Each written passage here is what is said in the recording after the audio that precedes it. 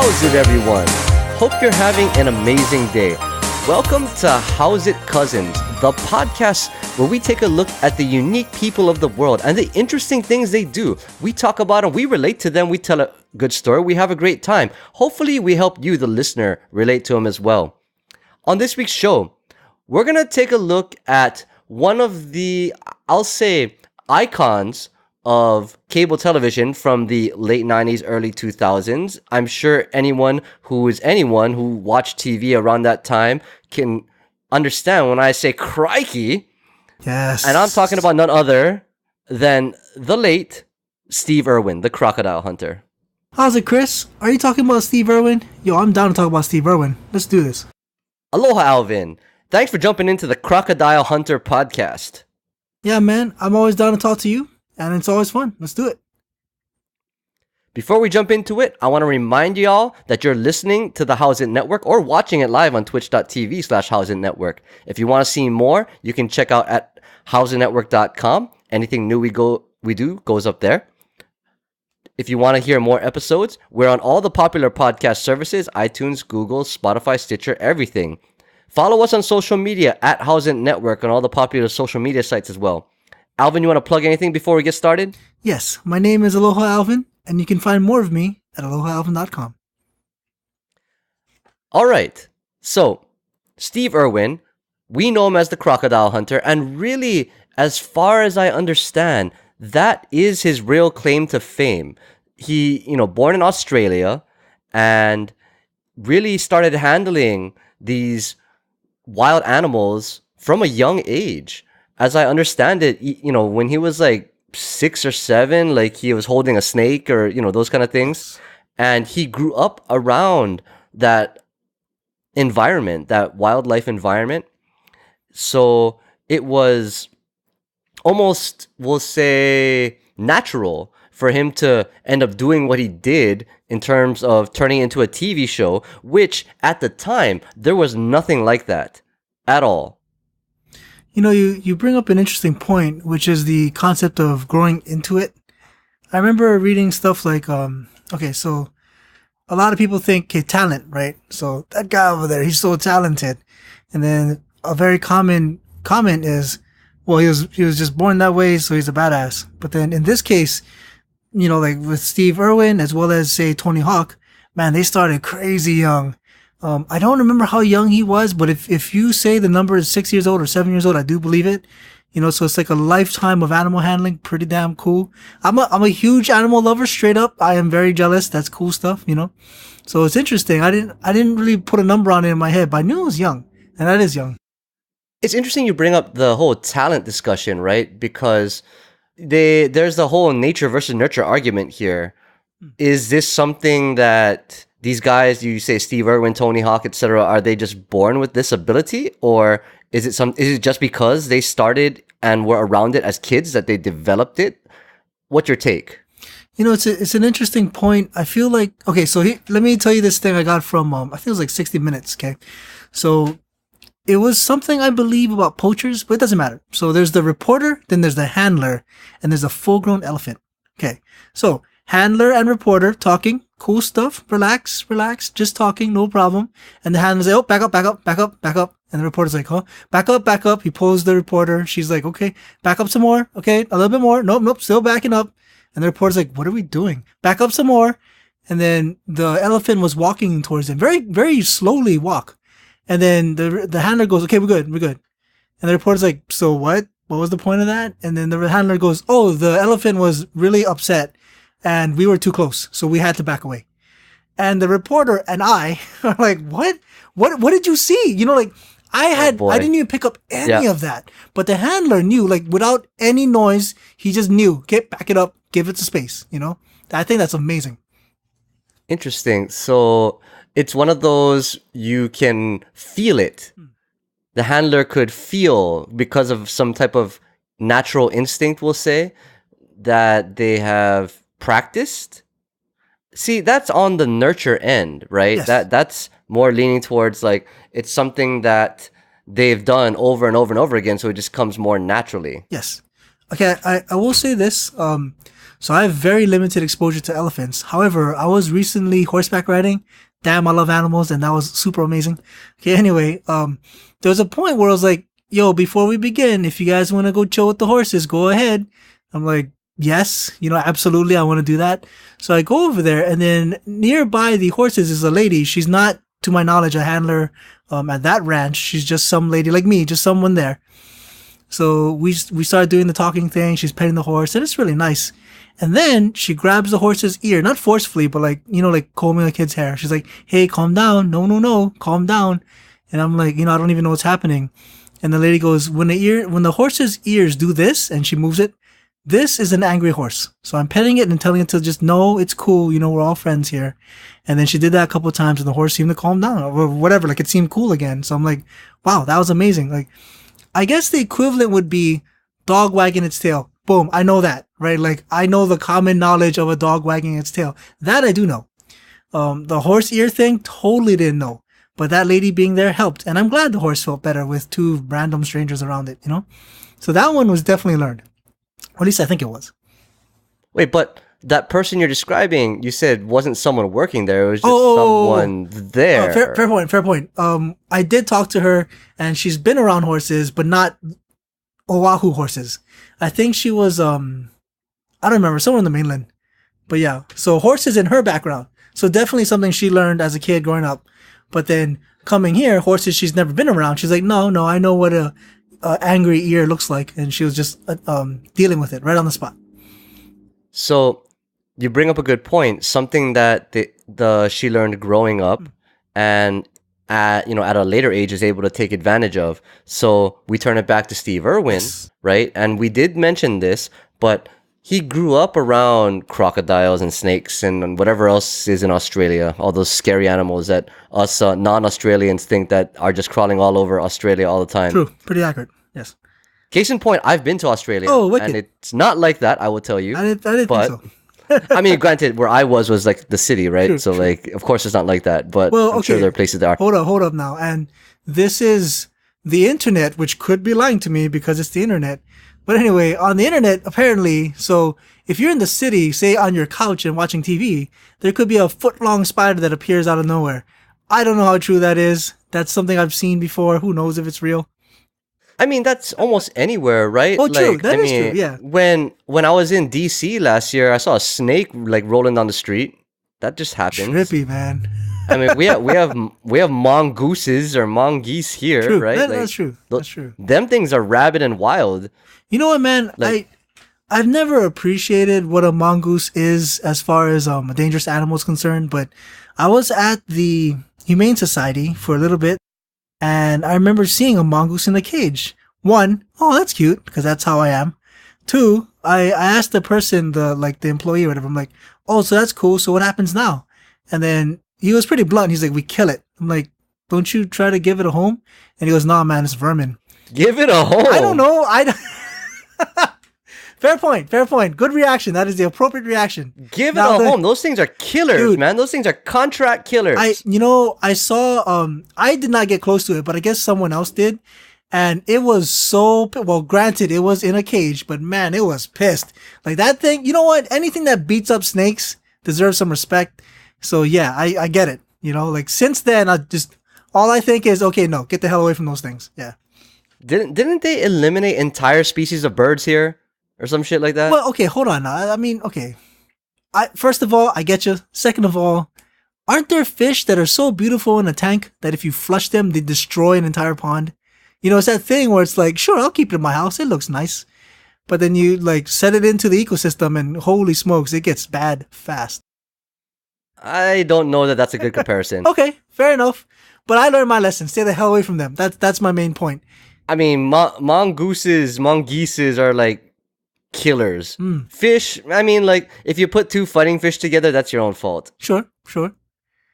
But anyway. I don't know. Yeah, okay. Anyway, so the point I'm trying to make is, so Steve Irwin, right, around the animals all the time, and not just any type of animals, the supposedly wild and crazy, dangerous animals, and used that upbringing and used that, we'll call it talent or, sure, natural ability that developed, if we say it's nurture, over time, and turn it into a crazy business, into a lifestyle. Yes. That I find the most amazing thing. Like, imagine if I could turn watching cartoons while growing up as a kid into some kind of multi-million-dollar business. Totally agree. Internet, tell me if I can do that, because I'm too stupid to figure out how to do that right now. That's true. But I grew up watching, Saturday morning cartoons and playing original Nintendo games. I suppose I could be a streamer of those, but I'm not sure that's quite the same thing these days. So I will not pretend that this is the same thing, but there was. So Seth MacFarlane, he was. I forgot if this was a random thing, but I think he was on SNL. Although it might have been just his buddies making fun of him. So anyway, the commentary was made like Family Guy, right? Transformers, Optimus Prime busts into a mall, something crazy happens, ha ha ha. Mm-hmm. So anyway, the commentary made from the other person was, yeah, Seth, you grew up in the 80s, we get it. I'm like, wow, first of all, kind of cruel, right? Because they're mocking him. But second of all, like, hey, that's him using his growing up in the 80s background. Now, I'm not saying you need to create a cartoon show, Chris, but hey, you could create a cartoon show. Well, see, in that example, we're talking about MacFarlane using those kind of jokes. Yes. But that's because he created something where the audience kind of ages with him. Yes, true. And there are many people who have done that. We've talked about this a little bit on the Macaulay Culkin episode a few weeks back. Not that Macaulay Culkin has age-appropriate things as he grew up. I mean, sort of, Ish. but Yeah. but just the whole thought of those that create content, that how you respond to your audience, right? Yes. What demographic, are the people that like to watch your stuff? And in that case, MacFarlane knows that his cartoons appeal to people his age-ish. Yes. More so than really young children. True. I gotta throw something at you because you kind of alluded to this earlier. All right, so first of all, do you know what a fennec fox is? Fennec fox. F-E-N-N. Not off the top. Okay, so anyway, Not off the top of my head. by all means, enjoy looking it up right now if you want to. Listeners, That might happen. If you guys want to dig it up, enjoy. It's F-E-N-N-E-C. So Franklin, Elizabeth, Nancy, Elizabeth, and Chris. So anyway, fennec fox, right? Freaking cute fox. Ridiculously cute. Like, it hurts my soul. That's how cute it is. Now, the reason why I say that is, if you were a animal handler and your specialty was the fennec fox, you would have my attention. Now, to my knowledge, those things are not as violent as a mongoose. Those things are just cute. And I see them at the zoo, and I'm like, damn, they're cute. They're ridiculously cute. Now, the reason why I mention all that is Steve Irwin is a huge name. People absolutely know his name. Having said that, he is also associated with deadly animals. Sometimes I wonder if that's necessary, I'm sure it makes for better ratings sometimes. But hey, man, if you had like the Puppy Bowl, right? Super Bowl happens, you get the Puppy Bowl. I know that stuff gets viewers. So like, I would like to think that if there was a guy who specialized in cute and friendly animals, he'd still be popular. He wouldn't have to be all the most venomous, deadliest things ever. Thoughts?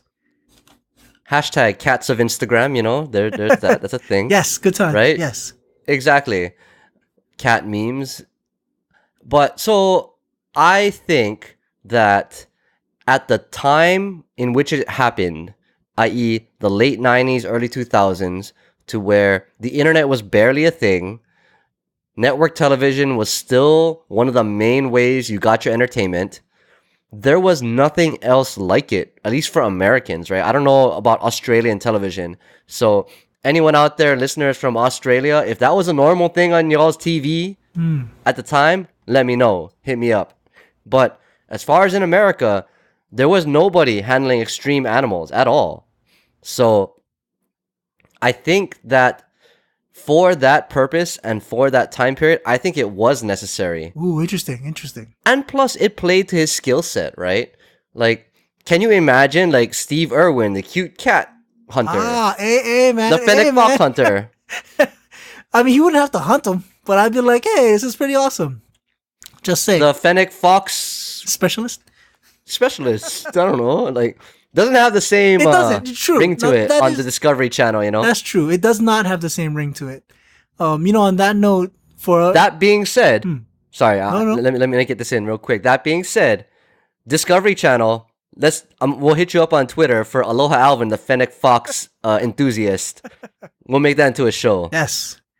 No, because like okay, so the T-Rex, very dangerous thing, right? That's how it's portrayed in the movies.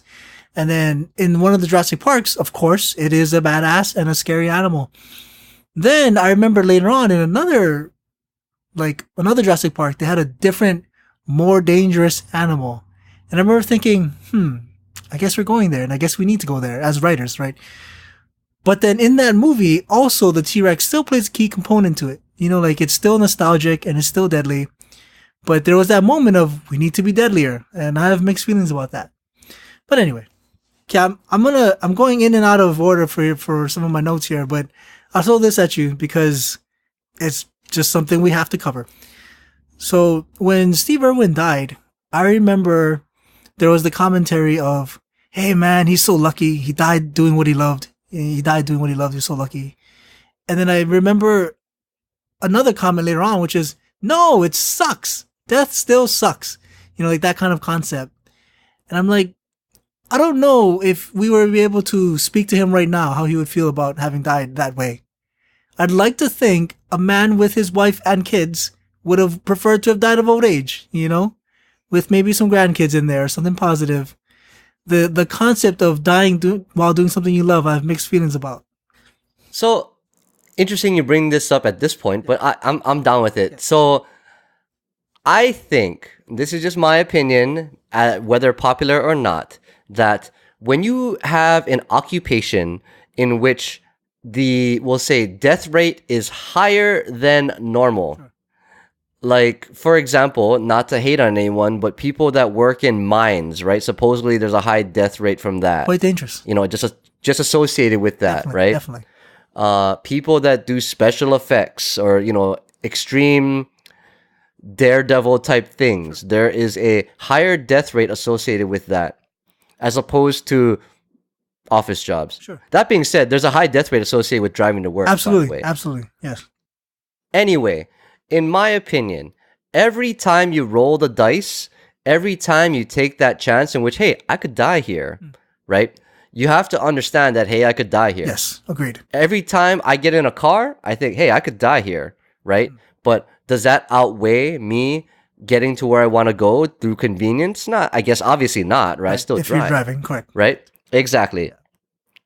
So Steve Irwin, he gets into a car just like how we get into a car, I'm sure, right? So he accepts that same type of risk. But with his other parts of his occupation and things like that, he also accepts the risk of working with deadly animals. So as a professional, said that a little weird. Right.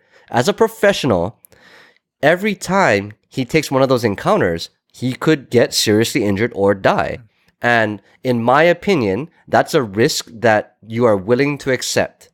So when you say it's great that he died doing something he loved, I go the other side of it in that he understood the risk associated with doing what he loved doing. Right. And thus, in this specific situation, it didn't work out in his favor. But that was an accepted thing going in. Interesting. Okay. I can see that. I mean, if ever, like, okay, let's say it wasn't Steve Irwin and it was just some random dude, you know, messing around. If some random dude got hurt, I'd be like, oh, you know, well, first of all, don't be messing around. Second of all, maybe he didn't know any better. You know, that poor guy. But this is Steve Irwin we're talking about here. So I would believe that he knew exactly how dangerous it was. And it is absolutely unfortunate that he died. But I'd like to think he knew what's the deal, you know? I remember reading up on him and just by watching him, you know, a huge component of what he does is teaching people what's up. And that is absolutely another lesson as well. You know, these things are deadly. Just don't put your hands on them. Be aware. You know, be aware before you play with wild animals or be around wild animals, like anything with animals, you know? Exactly. It's like how we talk about here, right? To where a common thing where we're from is respect the ocean. Yeah. Right? Totally. That's a huge thing here because a lot of, you know, in Hawaii, it's very common for people to come here on vacation and make certain assumptions about going out into the ocean, which, in the same respect as the Steve Irwin thing, nature's dangerous. Yes. Right? If you don't respect it, it can hurt you. Unfortunate, but That true. we get reports here all the time of people getting like stranded out in the water or getting pulled under, things like that. And a lot of times it's because, like you said, they're not aware of the risk they're taking. Right. Now, is that good or bad? I can't really say. I just wish that more people would think that through before taking such a risk, right? Try to understand the situation that you're in before jumping in. Like you said, Steve Irwin, in this specific case, he probably knew exactly what was going on. He's a professional. He's dealt with these animals before, I'm sure, right? And all it is then is mitigating the risk, because either way, even though he's really good, there's still a chance that he could get hurt. And he's just trying to prevent that as much as possible. Obviously, in this case, it didn't work out. And like I said, I'm willing to bet it was a known understanding of the possible risk and known understanding of the possible consequences when he went into it, and it just didn't work out. Okay. I'll throw something else at you then, because this is something that I think about on and off. His children and his wife are on the news sometimes, It's like, check out this cool new exhibit. And by the way, do you know who this is? This is the relative of Steve Irwin. Okay, so a couple things. First thing is, obviously they know that their father/husband passed away in these doing these things. The second thing is they are now continuing the business. So there's a couple of ways of looking at this. One of them is like, okay, so in Hawaii, right, we get guys who get bitten by sharks. That's absolutely a thing. Surfing, swimming, whatever, it happens. And sometimes you hear these words. Yeah, man, I'm gonna get back in that water. I don't care. It's the sharks thing, and I was swimming. I'm gonna go swim again. This will not stop me from surfing for the rest of my life. Part of me is like, dude, come on, man. You got bit by a shark. Like, the fact that you're alive is already a miracle. Why are you going back in there? And the other part of me is like, nah, man, you got to conquer that fear. You can't be afraid of these things. You should go back in. And I'm always half-half, Well, so I think that, again, this is going to sound really pragmatic of me, but I really think that it's still a calculation of risk in the same way, right? Okay. You get bitten by a shark, for example, out here. Do you quit because now you are more likely to be bitten by a shark again? In fact, if you think about it, the percentage chance of you getting bitten by a shark again is a lot lower. In fact, if you are more observant of your surroundings after that kind of incident, then even more so, the percentage chance of it happening again is very low.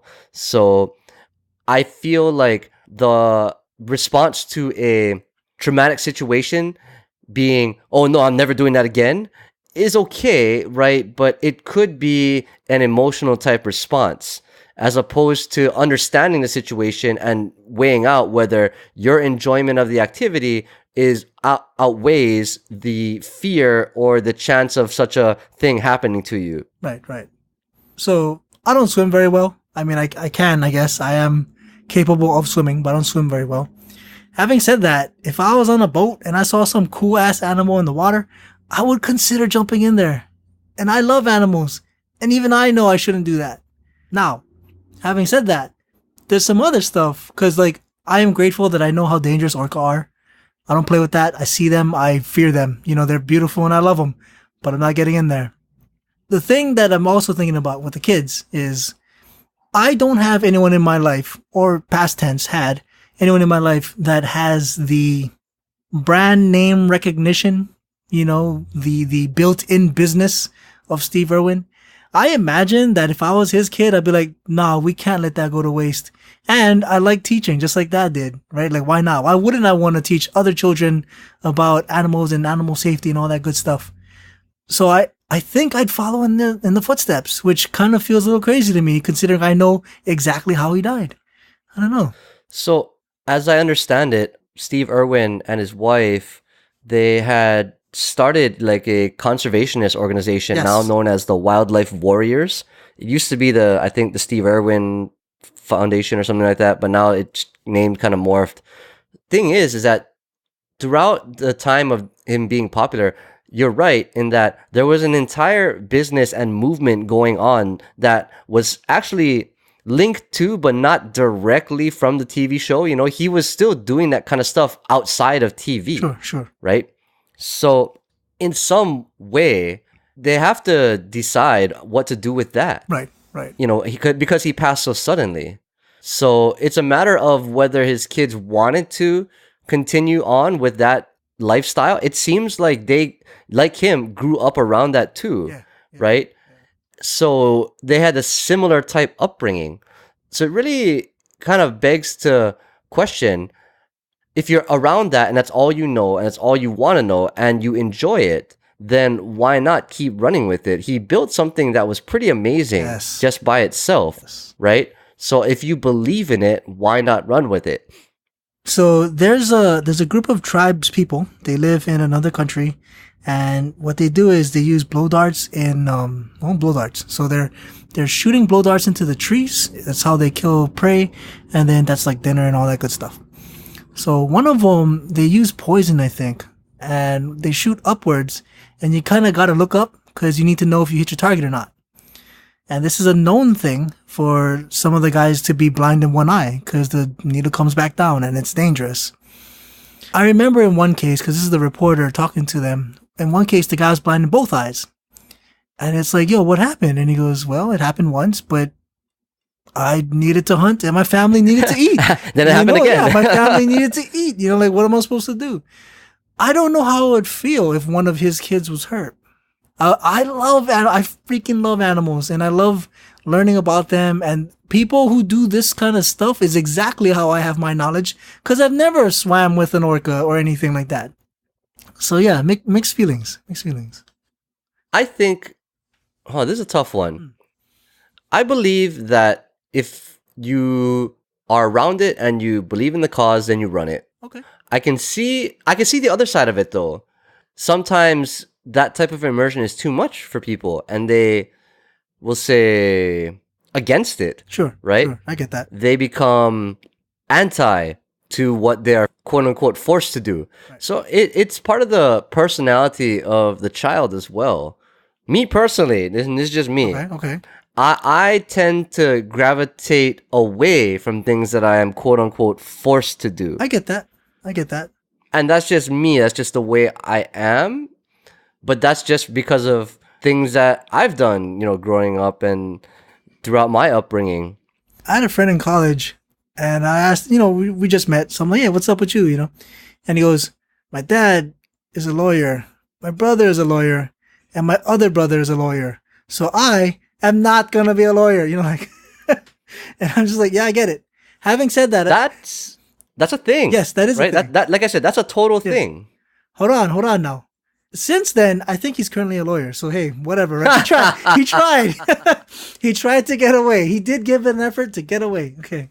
All right. So, I'm a huge fan of Steve Irwin, and I'm appreciative of what he has done. I don't want this to be all sad. So I'm going to throw some random stuff at you here because, again, I love animals. So, say I found a red fin fish. All right. Like, no one even knows about it. I discovered it.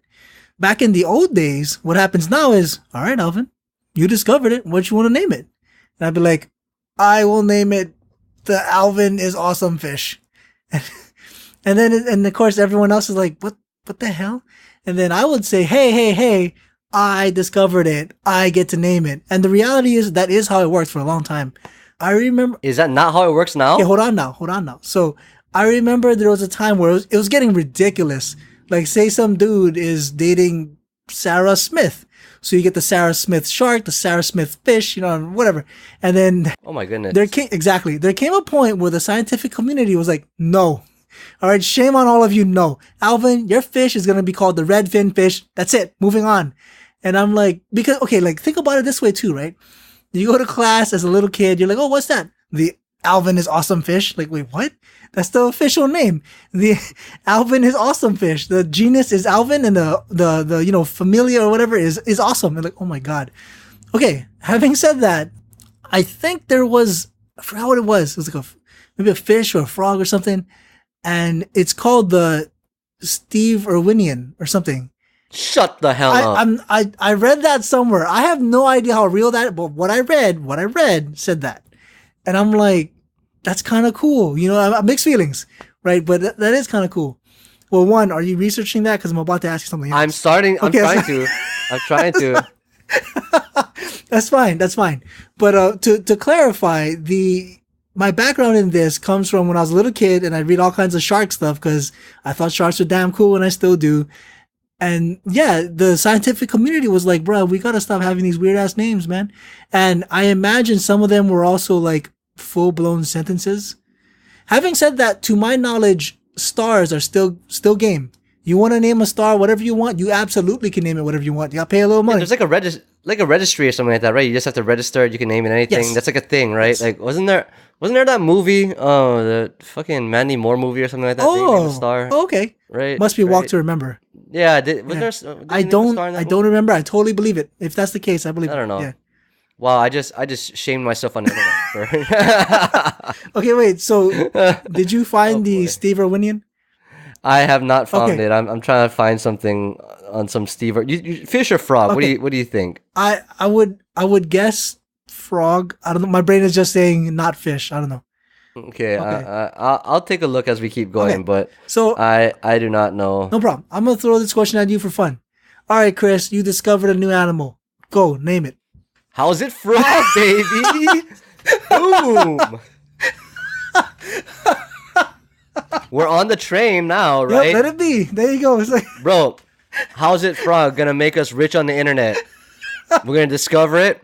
We're gonna stream it on Twitch. We're gonna put it on YouTube. We're gonna make it into its own podcast. Boom. We're done. Show over, guys. Let's cut the feed. that's hilarious. So anyway, for the record, even as a kid, I reacted the way you did. Like, bro, these names are getting ridiculous. So that's the interesting thing. To my knowledge, the scientific community of naming stuff, they did say, all right, guys, stop being weird with these, crazy names. Let's just name them appropriately. So I don't know if that's currently the case, but I know that was an issue before. Like the NFL dances, there came a point where it was like, everybody stop dancing. But then, hey, they're dancing again. So I don't know the naming thing right now. All right, so I found a very fringe article. This is Seeker.com, and it talks about a snail that was named the Crikey Steverwinny. Yeah. No, there you go. Yeah. Yes. I don't even believe I'm gonna it. keep browsing. This is a very fringe thing. Like I have no idea the legitimacy of this, but hey, Seeker.com, go check it out. Google that. There you go. Anyone on listening, you can check that out. I don't even believe it, right? But Tree snail, Crikey Steverwinny. okay.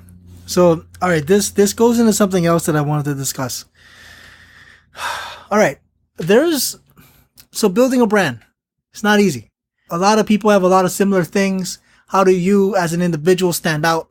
Now imagine this, okay? Imagine I had a mannequin and I put the mannequin into beige clothes and it's a beige pair of shorts. And then I put one speech bubble next to it, just one word, Crikey. Instantly people were like, oh, cool, this mannequin is a Steve Irwin mannequin. Like his look was so iconic. I instantly can see it in my mind, and that's pretty badass. That's something companies kill for. Even the one word catchphrase, that is also not easy. I remember seeing this, I think it was Hawaiian Moving Company, so it was a while back, I guess. But anyway, in it was some guy, he was a jingle writer. And then the reporter was like, hey, what's up with this house? How are you doing? Whatever. He goes, we call this the Ooh Wow house. And the reporter, The what? Yeah, the reporter's like, what does that even mean? And then he goes, do you remember those commercials? Ooh Oh Wow. Oh wow. Yeah. He's like, Is that that exactly, Awana.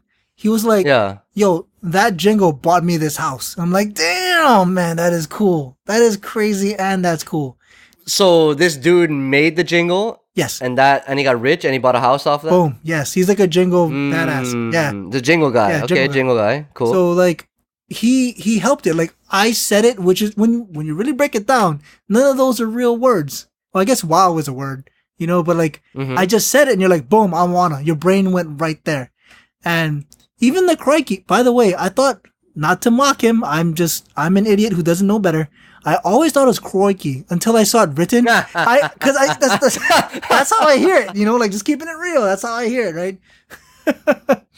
I guess if you closed your eyes and watched an episode of the Crocodile Hunter and he just said it, then I could see that, like, Crikey. Yes, with the In my mind, there's more letters in there. So, but yeah, I'm like, man, that is so badass. So many companies want that, and I'm like, yeah, I applaud that. I don't see, like, we talked about the engine for like a singer. I don't know if Steve Irwin had an engine, quote unquote. Like someone told him, dude, shorts forever. But it works. I see the shorts. I see the coloring. I see him every time. That begs an interesting question, and I don't know how well you could research this on the internet. Whose idea was it to say, hey, you're doing some really cool shit, we should get it on TV? In fact, with the whole clothes thing, the whole, hey, Crikey thing, that's perfect. Like, was there some kind of like marketing phenom that just figured out that would work? Mm-hmm. Or was it just by chance that, like, did they figure it out? Like, did Irwin himself, like, hey, I could do this on TV and make millions of dollars? Right. Genius. I don't know. I mean, if it wasn't genius, accidental genius, still cool. Like, you have to assume somewhere there's a photo of Steve Irwin wearing a tux. There has to be. Like some kind of event or whatever. I don't know. There has to be. But my brain doesn't even do that, man. Like it's my brain rejects that. It fights it. Like, no. I know how he looks. That makes no sense. In my mind, it fights it. Like, that's how strong that image is. And I love that. That is badass. That is badass. See, the thing about it is that, and I hope it's true, but I believe it to be true, is that the persona that you saw on the Crocodile Hunter, okay, I believe that's actually him. Oh. Like, I wouldn't be surprised if there's no photo with a tux. Oh, if it didn't exist. Oh, interesting. Because that's just him, right? It seems so authentic. And I actually believe that is why it was so popular. Fascinating. Is that you're watching this guy do extreme stuff, but like, he's not, I didn't think he was acting. Oh, no. Maybe, yeah. I agree. Maybe a little bit exaggerated version of himself, but still himself, right? That's just him being him on camera, doing stuff he likes on camera. Yes. I never thought about this, but like, let's say there's a politician talking and your gut is like, I think this person is lying to me. Like you kind of question it. You know what? As far as believing what Steve Irwin was saying, 10 out of 10. I never questioned it. I always thought it was just some dude having fun, some dude being a good teacher. I never even thought about it. But now that I am thinking about it, easy 10 out of 10. He was always spot on, honest guy teaching good stuff. Actually, that's pretty amazing. That's nice. Yeah, same here, right? Like, I fully believe that it was authentic. And if I was fooled, then shame on me. But again, that is what makes that type of show so cool. As opposed to, at the same time, which is really weird, right? You remember, and this is a complete tangent, you remember like The Real World? Yeah, okay. Yeah, see, that was kind of like, another like mid to late 90s type show. Sure. And back then, I believed that you were seeing real things, real people. They made it very much seem like it. But years later, you find that, oh no, that was super like cut and, that's not how I really am type thing. Oh, right. Okay. Right. Well, it was made in such a way to show more extreme sides of the personality, but that's not actually these people, right? It was not authentic as you had hoped it would be. Okay. I think it's even worse now, right? The Bachelor and, all these other like quote unquote reality television, Jersey Shore, right? And maybe some of them are like that sort of, right? But I feel like it's more characterization of the extreme now, whereas Steve Irwin, yes, he was the extreme, but I truly believe he actually was, If there was like so again, I keep calling him a teacher and I'm not mocking him. In my brain, he absolutely is a teacher. But imagine if there was like a teacher conference, right? Everyone's all businessed up in tuxes and he rolls up in shorts. I'd be like, yeah, I still want him to come speak in front of the podium. I still welcome that. Yeah. So there's this question. First of all, I'm going to throw it at you for fun, just to get your opinion, like whatever your honest answer is. You are, boom, stuck on a deserted island. You are stranded. You can choose 3 people to be there with you. Who are these people? Wow, that was completely I am going random, somewhere and with I'm this. very curious. Okay, go ahead. Yeah, 3 people. I don't know that I can even answer that. Like that's Okay. So let me break it down for you. stranded on an island. Okay, let me Oh, wait, think. no, Hey, no. wait, let's break this Go down. ahead, go ahead. So you're stranded on an island, and any 3 people. So you'd want one of the like someone who knows how to survive. Who is that? Who is that survivor dude? The one that has that Bear Grylls. Oh, okay. Bear Grylls. Okay, Bear Grylls. Yeah, Bear Grylls.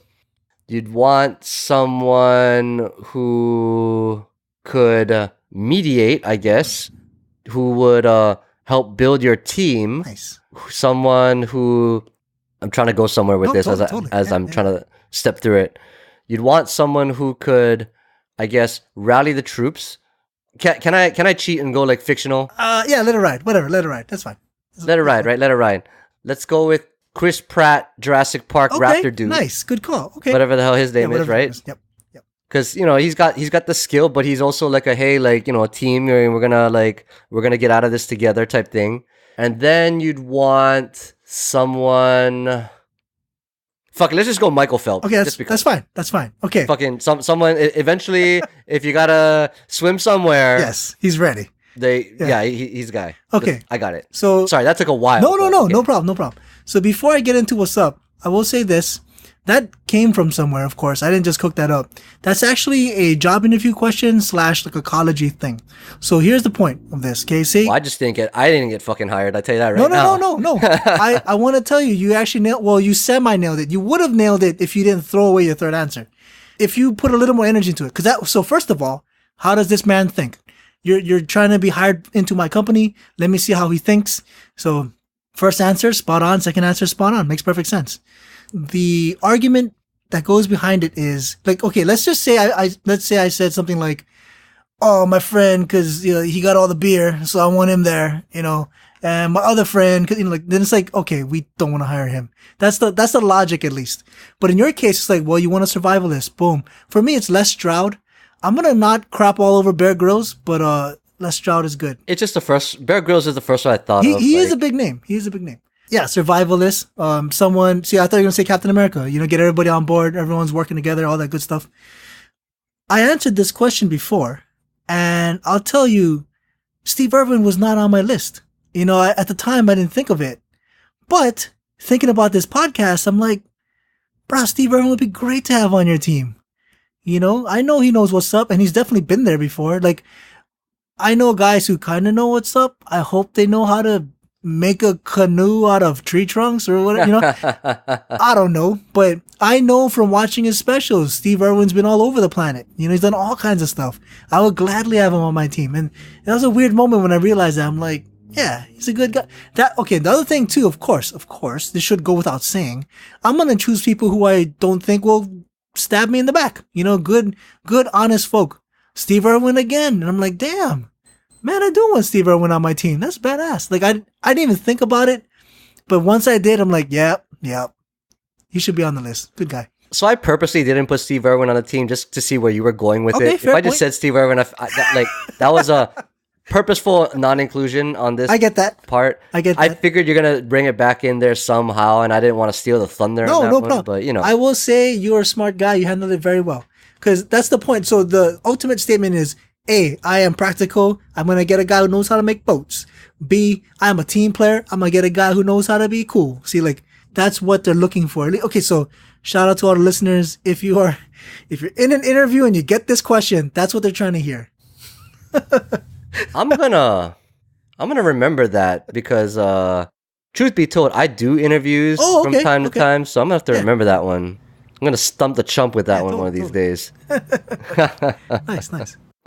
So as I understand it, Steve Irwin was also an MMA guy. Dude, are you joking right now? Are you like seriously? Are you? Well, I mean, not professionally. Okay, I don't know any of that because in my mind that was before. Like his time was slightly before MMA blew up. So it was before MMA blew up. But as I understand it, that he actually trained in a style of fighting or grappling called Gaido Jutsu. Good. Huh. It's like a thing. I didn't know that. Like he was just a fan of it. Yeah. Huh. I assume because it has the word jutsu in it, it has arm breaking and neck chokes. I don't really understand it Okay. that way. I'm not like super into MMA. It's just what I, Okay. in my notes for the show, that's Yes. what I came up with. I don't know if Oh, it's fascinating. super fact or not. Right, right. Of course, being Australian, he also liked cricket and, rugby and all that stuff. So Nice. Okay, so again, in my mind, he's just some friendly dude who teaches me stuff about animals. But the reality is, he's at least a little fit. He's probably very fit to do all the stuff, right? So cricket makes perfect sense. I never thought about that. That's actually pretty cool. yeah. Yeah, interesting. It's one of them Aussie things, man. Like when I was in Australia, dude, on TV, there are like multiple channels of just football I believe that. and rugby, and it was just a thing, like all over the place. I believe that. That's cool. Okay. So before we kind of wrap up, I do want to bring it up. Like Steve Irwin also got a little bit of criticism Oh, okay. because there were some times where he would have his kids, right, young kids, like he'd be holding the kid and like feeding a crocodile on Oh. TV. Okay. So I'm curious your thoughts on like the involvement and kind of having to deal with that kind of thing. Like for him, I'm sure that's normal, right? Yes, correct. He probably grew up like that, just not on TV. Correct. But when you take something like that, what do you do? I feel honestly that it was a product of its time to where he's like, oh yeah, no big deal, right? Yeah. And in the late 90s, early 2000s, we're just on the verge of where I always say everything's controversial, but like, certain things would be controversial back then. Like you couldn't do that shit right now, I'll tell you that. Right. Like things are way too like sensitive right now. But what are your thoughts on that? Okay. So for me, the key one is always spankings. First of all, were you spanked as a kid? Absolutely. Okay. Second of all, do you believe in other people spanking their kids? I believe it is a parent's choice on their Okay. version of discipline, and whatever a parent chooses to do within the confines of their home, as long as it is within the realm of the law, then that is perfectly fine. Thank you. See, that's one, I was spanked. Two, spank it up, people. You want to spank a kid, let it be. Like, I don't even remotely pause. Not even remotely. I consider myself a pretty hard worker. Do a lot of stuff. I'm pretty diligent. I think I'm a pretty good guy in general. Pat myself on the back, hurting my arm here. But anyway, I do believe part of that is being spanked. I do believe part of that was, as a child, kind of worried about being spanked. I say that because I've seen the opposite. I've seen the no spanking thing, and I've seen it turn really bad. Now, that's not fair because I'm sure there's plenty of people who spank their kids and the kids grow up to be terrible humans. But anyway, personally, I believe in spanking. You want to spank them? Spank them. Now, the reason why I say that is Steve Irwin and the animals thing, the dangerous animals with the kids. Honestly, I'm actually a little okay with it. I actually am a little okay with it. It spooks me. I fear and respect powerful and dangerous animals. Absolutely. Having said that, he's a professional. You want to do it? I say let it be. Now, if someone else did it, yes, I'd be kind of worried. In his case, I'm okay with it. So here's my line. Okay. Here's the thing. Say I was like, I'm just out in the ocean on a boat and I see him with his kids or whatever. Maybe there's the dangerous animals or something. I'm like, fine. I see him randomly. Maybe I'm around crocodiles for some reason and I see him doing that. Again, I just randomly see him. Now, the flip side of this equation is cameras are on him. If cameras were on him, then maybe he should have dialed it back. That's another animal entirely. Someone else is going to see it and say, I can do that. And it's like, dude, no, you do not have decades of experience like this man does. Totally different animal. So the camera on him thing that's more of an issue for me. So I'm totally with you. Even on like we talk about do you or do you not spank your kids? Like I said, I'm a believer in whatever you want to do is what you do. If you choose, if you're against it, then be against it. We're not saying that like, oh my God, you gotta spank your kids, otherwise they're gonna fucking turn out like horrible. No, definitely. But I would say if that is your choice, then don't shy away with it, right? Don't be afraid of it. Because you could choose either way and still that's your choice, right? And you live with the, I'll say consequences, but you live with the results of whatever you choose, and you can then reflect on whether that was a good or bad decision. Either way. Now, I'm with you in that Steve Irwin, in that case, he's a professional. So if he wants to do it, do it. But yes, on camera, especially nowadays, I think we're more conscious of it nowadays in the way that you mentioned it too, right? Like, I'm sitting on camera right now. I can't like hold the cat above a pool of sharks or something, you know? Right.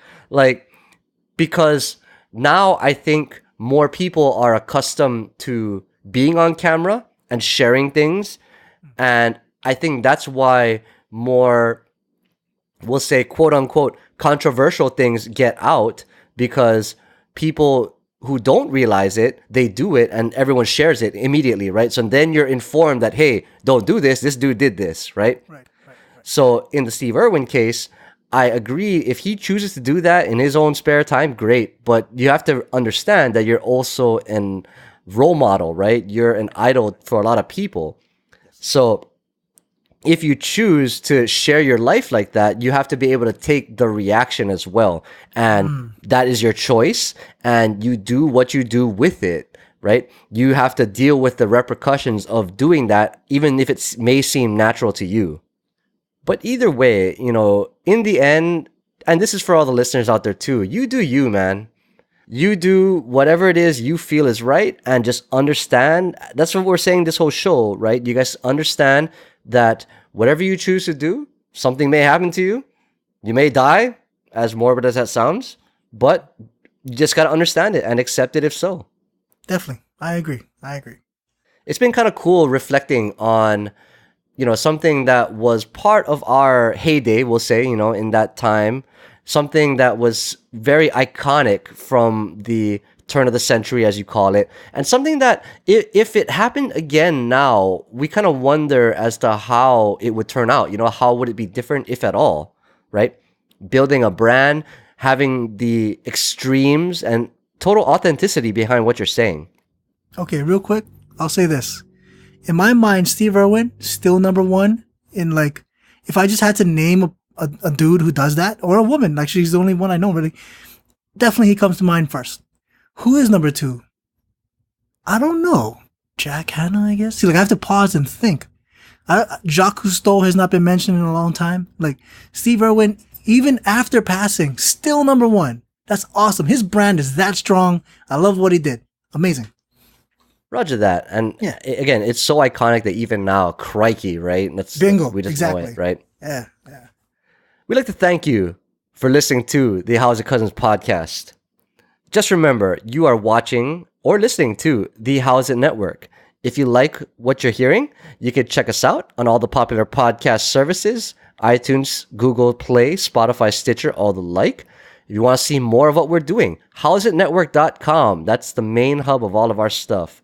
Make sure you follow us on social media at How's It Network, Facebook, Twitter, Instagram, anywhere you can find us. Give us a follow.